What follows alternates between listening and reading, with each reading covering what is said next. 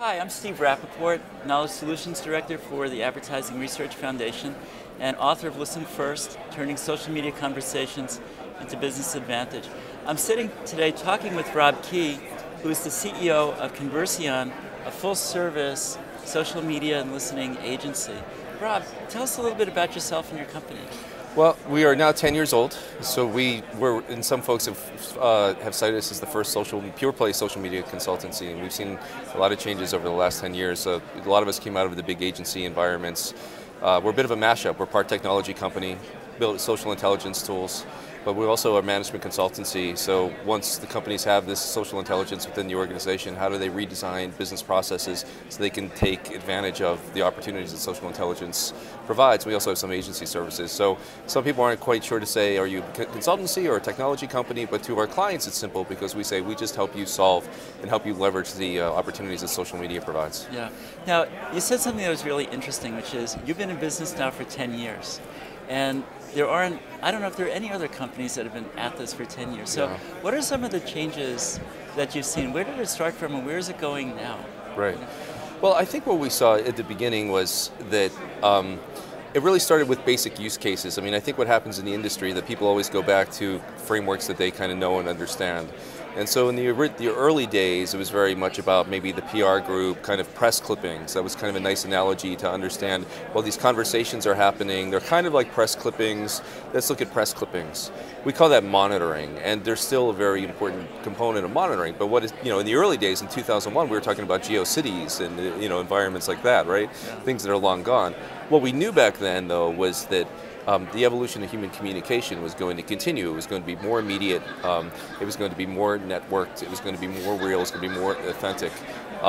We never, I don't think even then, anticipated the terabytes and terabytes and terabytes of data and conversations that we're listening to every day. We're listening to more than 250 million conversations on a daily basis. And so what we've really seen happen is the arc over the last 10 years then is there have been these moments of epiphany through organizations and saying, this could help me with product development and research. Market intelligence and market research now have really we've really seen that movement over the last 2 or 3 years where they're saying, this is an amazing, what we have, these conversations are so inspiring and meaningful and give us deep understanding of things that we couldn't get at before. But we're only at the beginning because there are use cases that are starting to proliferate across the enterprises in all kinds of other areas, customer care, etc. So this is really a big enterprise thing. There are dozens of use cases for this thing called social intelligence, and we're only scraping the surface. Yeah, you said something I found really interesting, which is use the phrase human communication. And there's lots of technology out there. Anybody who's listening to this interview probably knows that there's zillions and zillions of technology solutions out there, and you have one. But I want to ask about, but it's not just the technology, it's the interpretation of the information and the data that you get. Right. And so if we're talking about human communication, what are some of the ways that we need to change the way that we analyze and interpret data? Right. Well, I think exactly what you said, the evolution of human communication is what we need to ground ourselves in, because we do get really caught up with sentiment analysis and natural language processing and RSS feeds and all these other things, and is it Twitter and is it Facebook and what platform is it today and is it Koala tomorrow and all these other things. Yeah. I sometimes say, we're still kind of Neanderthals with Flint. These solutions and these platforms are going to evolve, and some platforms will come and go and other things will stick. But what we do know is that if we keep ourselves grounded in the way humans communicate, you listen first, they're figuring at a very subconscious level of who's influential, who's not, how am I going to fit in, what are the topics, how do I fit into that, they say it, they see what the impact is in a very subliminal way, and they're doing it all over again. This is happening constantly with human. Now, the other part of interesting about human communication is that 80% of human communication is nonverbal. Right. It's body language and cultural cues, and anybody who's been in a conversation with a sensitive topic with a family member or anyone else knows that probably text and IM isn't the best way to kind of get to those things.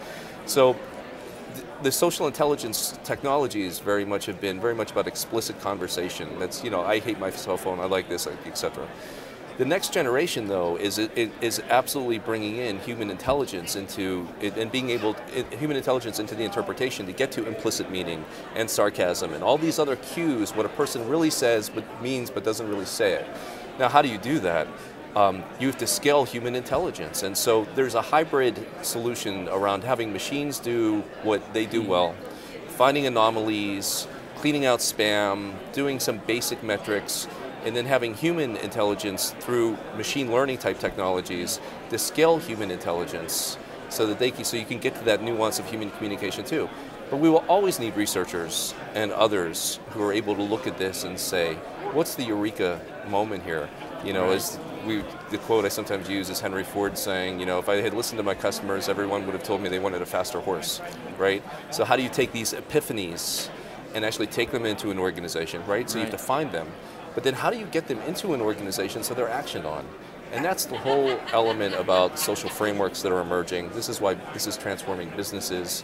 This is why you need those ideas to percolate across the organization and be agile enough to be able to take advantage of it. Yeah. So the human element, I think for a lot of people, thankfully, is going to be here and needed for a very long time. Yeah.